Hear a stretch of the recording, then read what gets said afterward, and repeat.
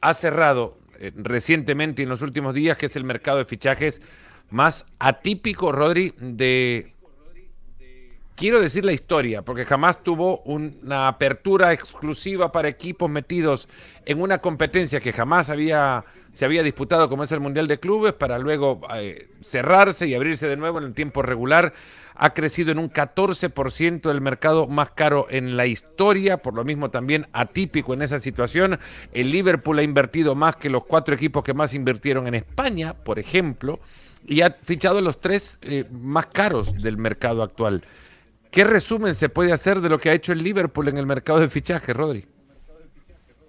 Pues una locura seguramente necesaria por la regeneración que creo que lleva a cabo desde hace tiempo Anfield y sobre todo teniendo en cuenta el presente y el futuro, ¿no? Porque al final sobre todo me quedo con el nombre de Alexander Isak, que es un jugador que aquí en España conocemos muy bien por su paso por la Real Sociedad, pero que sobre todo ha revivido un poco esas viejas rivalidades o cuitas, ¿no? En su día, que son mucho más de los 80, 90, incluso 70, de cambiar un grande por otro grande en el mismo mercado de verano en este caso, ¿no? Y cambiar Newcastle por Liverpool no ha sido fácil, ha sido un culebrón tremendo durante todo el año, y digo todo el año porque en la última cobertura que tuvimos ya en Barcelona el Clásico, yo recuerdo haberle dicho ya a nuestro editor aquí en España que cuidadito, que a Isak gustaba muchísimo en Anfield y que ya había tanteos. Estamos hablando ya de principios del mes de mayo, cuando ya se habían realizado esos primeros tanteos, y fijaos cuando se ha cristalizado todo, ¿no? Hay cositas muy interesantes en el Liverpool, la llegada de Wirtz y la falta de adaptación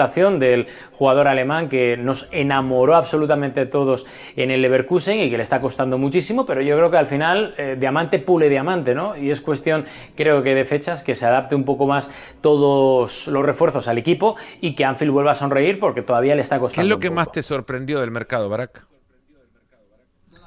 Donnarumma. Toda la historia de Donnarumma.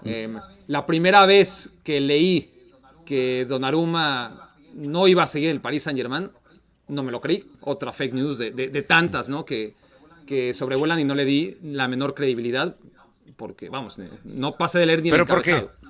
Siguió, claro, siguió diciéndose, empiezas a adentrarte, te das cuenta de la situación de Donnarumma, el año de contrato.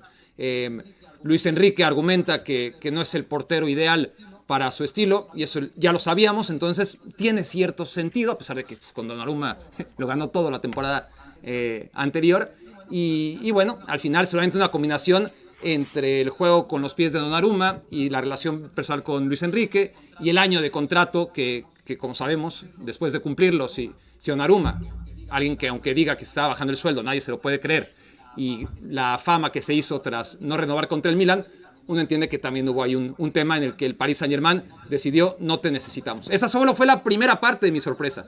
La mayor sorpresa es que entre todos los equipos del mundo haya acabado en el Manchester City. Sí. No, sigo sin entenderlo, no me lo creí. Me lo acabé de creer el 1 de septiembre, cuando fue oficial, a pesar de que ya estaba por oficial mucho antes. A ver, es un portero que pudo haber llegado a equipos muy necesitados como el Chelsea, sobre todo como el Manchester United. Llega al Manchester City, que me parece a mí la decisión más incongruente. ¿Por qué, Barak? En la carrera de Pep Guardiola, ¿no? Porque cuando Guardiola llega hace 10 años al Manchester City, lo primero que hace es decir: Joe Hart, eres muy buen atajador, a mí no me sirves. Y Donnarumma, ¿cuál es la diferencia con Joe Hart? ¿Cuál ha sido la evolución o involución de Pep Guardiola para ahora querer un portero como Donnarumma? Yo no lo entiendo. Alex, ¿para vos la mayor sorpresa de este mercado? ¿O lo que más te llamó la atención?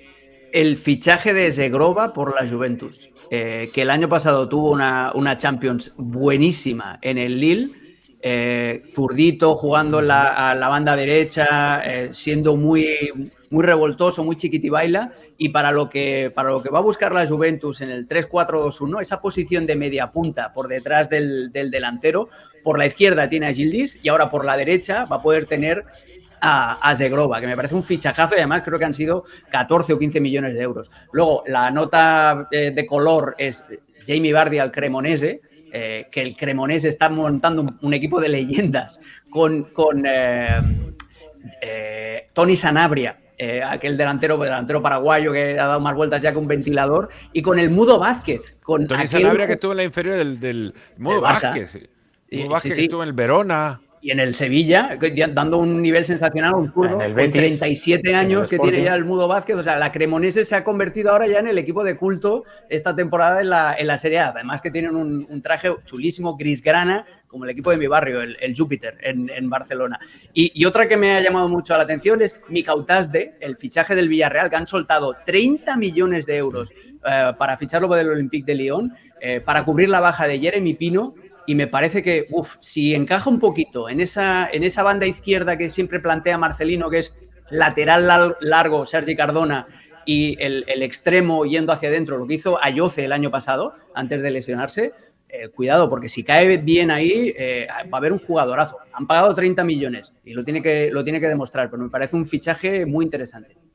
Vuelvo a Segrova, rápido nada más. ¿No es el mismo puesto de Chiquiño de Francisco Conceizao, del hijo de la Cobra de Sergio? Sí. Es el mismo. Y también le han fichado en este mercado. Ya había jugado cedido el mercado anterior y le han fichado en este mercado. La Juventus, ojito, ¿no? Que está tomando decisiones contrarias incluso a la dirección técnica de Tudor, porque con atrevimiento, digo, los futbolistas que llevan. Lo de Tudor, quizás por el contexto en el que empezaba a dirigir, era un poco más pragmático, por decir una palabra. Amarrete. Sí. Ahora, bueno, lleva futbolistas que son todo lo contrario, digo. Y se ha quedado Vlahovic, además. Sí. Pero a mí al contrario, ¿eh? A mí Tudor, cuando llega en lugar de Thiago Motta, la Juventus era el equipo que más sufría yo de toda Europa a tenerlo que ver, ¿no? Tengo mi agenda de partidos. ¿Con Thiago Motta o dejo a la Juventus hasta el final, ¿no? Dejo a Juventus hasta la final y realmente la pasaba muy mal. Y cuando llega Tudor, le empecé a pasar bien. Primeros tiempos muy buenos, muy intensos. Sorprendente, porque yo también tenía esa preconcepción de Tudor. Y ya veremos. Me parece que así como futbolista era bastante limitado. Sí, como entrenador creo que nos puede rápido, sorprender. Alexander Isak. Pulgar abajo, pulgar arriba. Nos hará olvidar que costó 145 millones de euros. Pulgar arriba. Una cosa. No, en ese sentido no. El Liverpool ha hecho un mercado de fichajes Rodri sensacional. no vota, Rodri se abstiene. Lo de Marc Guehi. No, he votado el Rodri primero, he como votado el yo. primero. No había ni pregunta, Los dos. Rodri estaba dando pulgar arriba para Alexander Isak. Lo que os decía, el Liverpool, muy buen mercado, pero el central que no han fichado, yo creo que eso es lo que les va a lastrar en los primeros 6 meses. Es lo que yo digo, es lo que yo he dicho. El Liverpool sigue teniendo a Virgil van Dijk. Sí, y ya. Y Van Dijk es hoy día un recuerdo de lo que era 3 años atrás. Y Konaté es un desastre, además se lesionó, y el suplente de los dos es Joe Gómez. Entonces ahí tienes un problema. No, pero trajeron a León y del Sí, con 18 años, a ver, esa es la única solución. Oye, yo una cosita que me deja el mercado, no tiene que ver con la Premier ni con el Liverpool, pero que me llama la atención, que es consecuencia del mercado, que es la prisa incomprensible para mí que tiene el Bernabéu de hacer figura a Mastantuono. Ustedes estuvieron en ese primer partido de liga en el estadio y me pareció exagerado que el estadio haya coreado el nombre del argentino que está recién llegado en un estadio que está repleto de en un equipo que está repleto de figuras. No entiendo esa prisa que es para mí más mediática que otra cosa que tiene el Real Madrid de hacer figura a un chico de 18 años que acaba de llegar y que después de lo que le vimos en el Mundial de Clubes, además, era para que tuviera mucha más mesura. ¿Alguien que quiera sumar al comentario que ha hecho Ricardo?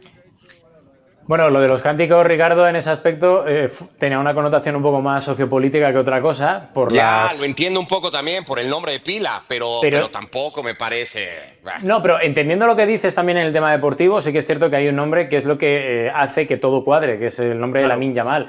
Al final estamos hablando de que Lamine Yamal, con una juventud tremenda, la está rompiendo desde hace 2 años en el Fútbol Club Barcelona. Va en Madrid si cree que Mastantuono así va a llegar a los niveles de Lamine, ¿no? Pero, como tú dijiste, es un no debate es el camino. muy mediático y ahí es donde creo que erra el entorno del Real Madrid de no parar y frenar eso cuando Ya compararon a Robben con Messi, si el tema era ese.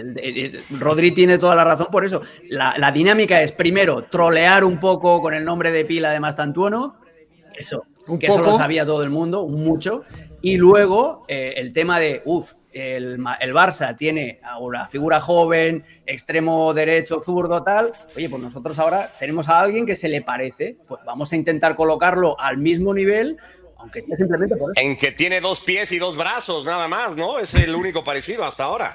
Bueno, tiene 18 años, son es zurdo, zurdos, juega juegan los extremo dos por la derecha. Hay paralelismos y es lo que le pasaba a Messi con Robben. Al pobre Robben, claro. Rodri, ¿es cierto Bueno. que se ha prohibido en el Bernabéu imprimir el nombre de pila del número 30, número de filial, además, el que utiliza Franco Mastantuono? Eso dicen, la verdad que yo no he ido a probarlo, pero eso dicen por esa connotación sociopolítica que comentábamos antes, aunque yo también os digo que he visto alguna camiseta ya con el nombre de pila de Mastantuono. Bueno, 200 euros es lo que cuesta una camiseta hoy del Real Madrid si quieres ir a...